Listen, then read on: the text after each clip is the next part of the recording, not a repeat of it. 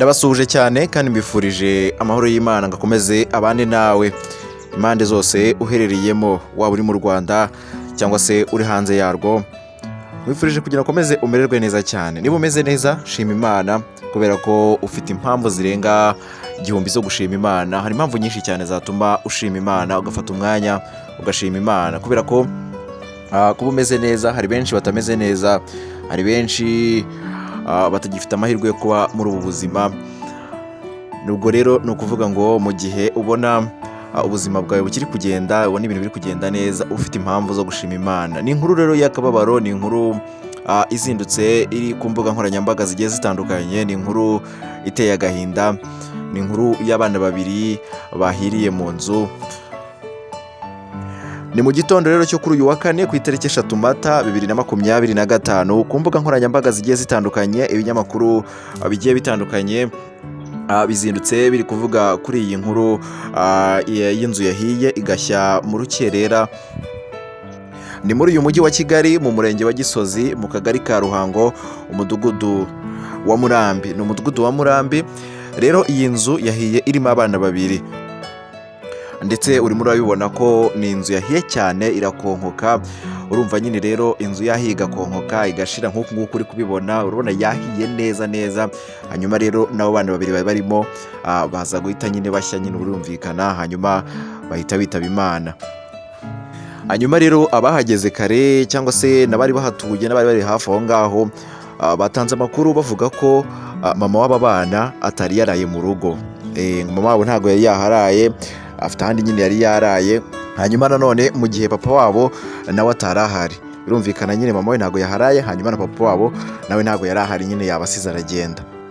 Gusa nanone abari aho ngaho bakaba batanga ubuhamya bavuga ko ngo mbere y'uko agenda, papa wabo nyine mbere y'uko asiga abo bana mu nzu akagenda, ngo yari yabanje gufunga ibyumba byose by'inzu. Inzu yose nyine ibyumba byose byari bifunze kuko birumvikana baje gutabara, baje kureba ibijyanye nyine n'inkongi y'umuriro, haba kizimyamwoto nk'uko muri kubibona, baje kuzimya, baje kureba uko bimeze. Hanyuma rero n'abari bari aho hafi nyine, hanyuma begera inzu bagenda bareba buri uko binjiye buri cyumba bakabona kirafunze, buri uko binjiye mu kindi bakabona kirafunze. Hanyuma rero nyine babona ko uwagiye kuva mu rugo, wavuye mu rugo nyuma, yasize inzu nyine afunze ibyumba byose. Hanyuma nanone kandi bakomeza nyine bamushakisha muri iki gitondo cyo kuri uyu wa kane. Muri iki gitondo mu masaha ya kare rwose batangaje ko uyu mugabo bataramubona, baracyakomeje kugenda bamushakisha. Hanyuma rero bamenye uko byagenze, bamenye aho yari yagiye, bamenye n'impamvu nyine yasize afunze, n'uko n'impamvu nyine yasize abana mu nzu. Urumva rero ni inkuru ibabaje, ni inkuru iteye agahinda cyane cyane noneho nko ku umubyeyi nka mama wawe utari uhari, kumva iyi nkuru y'incamugongo, inkuru y'abana bawe babiri bagahira mu nzu imwe, ni inkuru y'akababaro cyane. Niyo mpamvu tuba dufite gushima Imana cyane mu gihe ubona ubuzima buri kugenda neza, ubuzima nta gikuba cyacitse. Niyo cyacika ariko nanone ntabwo bivuze ko ugomba guheranwa n'agahinda, nabwo ugomba gukomeza ugashima Imana cyane, ugasaba Imana kugira ngo umunsi w'ejo bizabe bimeze neza. Uyu munsi rero niba bitameze neza, ejo bizamera neza, komera cyane kandi ushikame cyane.